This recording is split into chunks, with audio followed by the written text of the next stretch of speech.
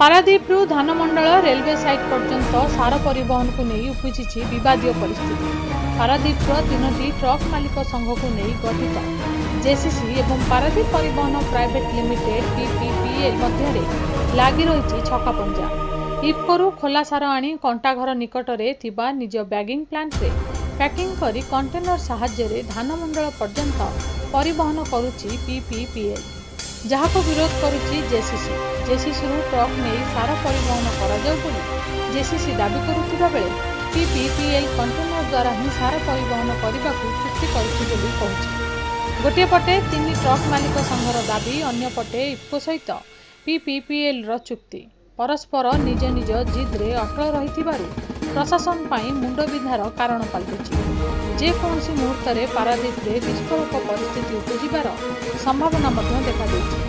2008 मसीह इफ्कोर सार बोई आसुथिबा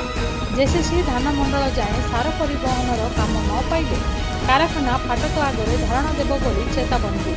2008 मसीहा ठारू जो प्रशासनिक स्तर में उभय इफ्को एवं जेसीसी उपस्थित जो निष्पत्ति होता जे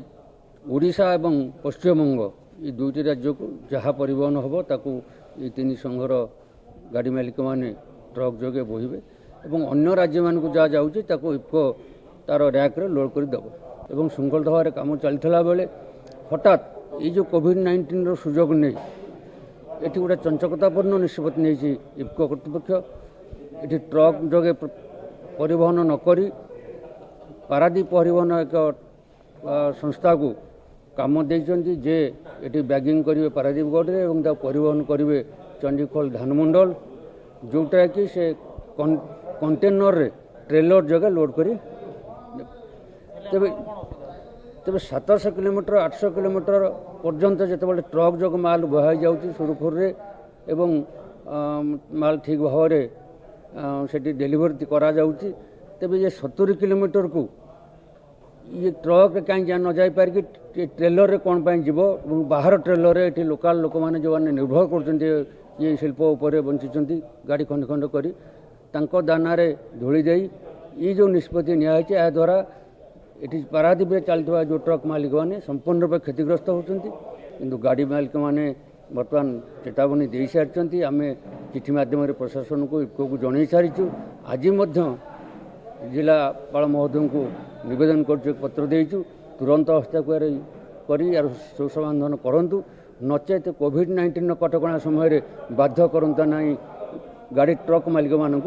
इफ्को सम्मुखें गेट धारणा असुविधा होती से एक्चुअली आम ट्रक रे नवा कथा जो ओडिशा भितर सब माल आम ट्रक नहीं ओडिशा बाहर को भी आम ट्रक सब नौ से ट्रक नवा कथा 2008 मसीह आम इफ्को संगे गोटे चुक्तिनामा होता जे हूँ तुम ओडिशा भितर जहाँ माल हम मुझे जेसीसी की से मालटा देवी ये मालटा जो आमको अन्य माल सब दवा भितर ये मालटा कौन पे माने गोटे कौन से आम भी कहीं जानी ना माने गोटे निर्दिष्ट संस्था को से मालटा से शिफ्टिंग करी से बैगिंग करी से वागनर कंटेनर ने से गोटे प्रपोजाल करुँच सेटा को आम संपूर्ण भाव विरोध करुचु। आम आलोचना को भी से जाइलु इफ्को जाइलु आलोचनार किसी सफल मनोभाव तंकर नाही इफ्कोर गोटे एकपाखिया माने निष्पत्ति जे पारादीप परिवहन से काम करिवो मु ताको टेंडर देइछि से कंटेनर ही नवा कथा ही नब से आम आमर जेसीसी तरफ 3 संघ बसी जगन्नाथ ट्रक मालिक संघ पारादीप ट्रक ओनर आसोसिएशन और जगतसिंह डिस्ट्रिक्ट ट्रक मालिक संघर समस्त मेम्बर सब आलोचना आम करी एमि तो कोविड रे मारुचंती माने लोक मैंने सब मरुचंती माने ये टाइम रे भी गोटे इफ्को गोटे विशृंखला सृष्टि करी गोटे संस्था को काम दे कंटेनर नौची आम जदि से कंटेनर जोर जबरदस्ती ने ताल आम हूँ शांति श्रृंखला सेपटे जेसीसी एही काम रे मुंड पुराई अजथारे द्वंद्व सृष्टि करुथिबा पीपीपीएल पक्षरु कहा जायछि। मोर काम कांटेक्ट पाइछि क्लोज कंटेनर नवा पाई या द्वारा कार्गो सेफ्टी रे जीवो सुरक्षित जीवो राज्य आम देशर कोण अनुकोण रे जाई पहुँचबो एठी रैक मिलुनी नाही आउ आमे ए जो धानमंडल नवा द्वारा रैक मिलिबो सेठू लोड करके बर्तमान अपेक्षा 400 टाइम चाषी अपेक्षा करिछि ये सार पहुँचले इफ्को सार पहुँचले ताको व्यवहार करिवो तेणु ये जो जेसीसी तांकर किछि नाही ए बाबद से अजथा आ भीतर गोटे द्वंद्व सृष्टि करी गोटे पारादीप अस्थिरता सृष्टि करुँच यहाँ आज्ञा ठीक नुहे एक मंचटिया एकचटिया कथा तेणुक मुझे आपण मान अनुरोध कर निर्भूत रुहतु चाषी की सहयोग करूँ आउ इफ्को सार परिवहन में कौन बाधा सृष्टि कर आपको अनुरोध करी कहूँ पारादीप परिवहन पारादीप रे एठारे मोर 1200 एम्प्लॉय अच्छा कौन सी बाहर लोक न यहीठिका लोक स्थानीय लोक ये जो बाहर लोक सदाबले कहते सेटा टिके मत ठीक लगुनि मुझे छुआटी बेलू अच्छी आउ यही विजय चंद्रपुर बासिंदा मुझे बाहर आसनी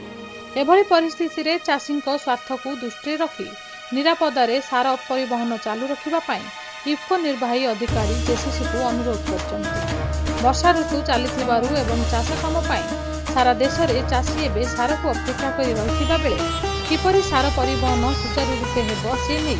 इफ्को पक्षरु प्रशासन मध्य दृष्टि आकर्षण करा जायछि। अगर धाममंडल रेलवे साइडिंग तक अगर जेसीसी के ट्रक से जैसे कि उनका जो एक क्लेम है तो उसमें हम बीच में नहीं आ सकते क्योंकि हमने तो एक ऐसी एजेंसी को एंगेज किया है को ना ही केवल ट्रांसपोर्टेशन का काम करेगी,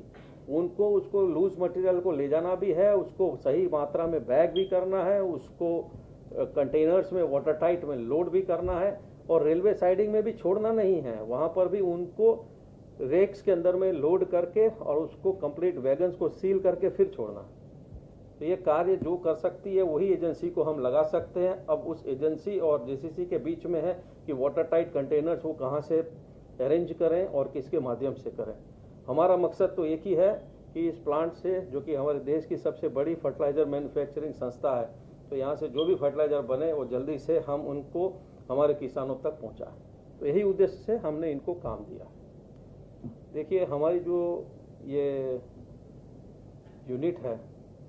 इसके लिए हम फिर से एक बार अपील करेंगे आप लोगों के माध्यम से हमारी जेसीसी के सभी एसोसिएशन के जो भी मेंबर्स हैं, सारे ट्रांसपोर्टर एसोसिएशंस को, कि कृपया ऐसा अगर आप जैसे कह रहे हैं कि किसी तरह की वो बाधा पहुंचाएंगे, तो इसके लिए मैं उनको रिक्वेस्ट करता हूं, हाथ जोड़ के विनती करता हूं कि ऐसा कार्य न करें। और हमारे प्रशासन की तरफ से भी हमें पूरा सहयोग प्राप्त है। हमारी जो इफ्को पारादीप इकाई का जहां तक सवाल है, तो हमारी यूनिट के ऑपरेशंस और हमारे फर्टिलाइजर का प्रोडक्शन और उसको पहुंचाना जो किसानों तक है, तो ये हमारी जिम्मेवारी है।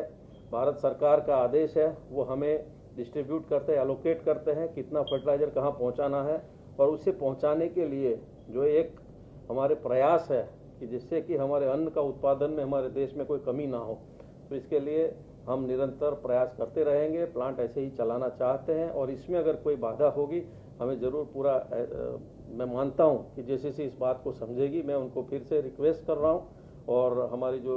लोकल डिस्ट्रिक्ट एडमिनिस्ट्रेशन है, हमारी प्रशासन है, उनको भी इसके बारे में पूरा ब्रीफ किया है हमने, और उनको भी रिक्वेस्ट की है